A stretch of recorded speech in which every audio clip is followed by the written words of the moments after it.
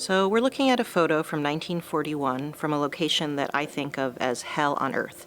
It's the Warsaw Ghetto. This is a part of the capital city of Poland, in German-occupied Poland, that the German occupying authorities sealed off and set aside as a kind of prison zone, an urban prison zone, in which they held eventually hundreds of thousands of Jews, not only Polish Jews, but Jews from Central Europe, from Czechoslovakia, from Germany, and other places.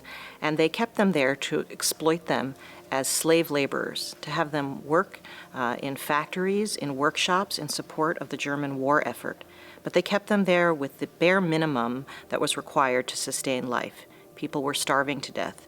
There was no heat. There was terrible sanitation, so disease was rampant. And what we're looking at here is a photograph of 3 Jewish children, kids who very likely don't remember much from before this kind of hellish existence. They are begging on the street. You can see they're emaciated, they're sick. We know from firsthand reports of the time that they would have been seeing people, grown-ups, die in front of them every single day.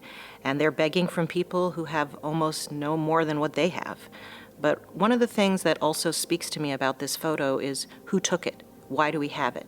There was a pair of German army photographers who were sent to the Warsaw Ghetto in 1941, and they captured on film what was happening to the people held prisoner there.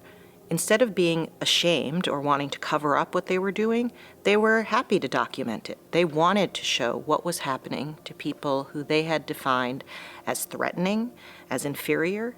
But you look at little kids, especially the smallest one who's sitting there on the sidewalk in the lower part of the photo.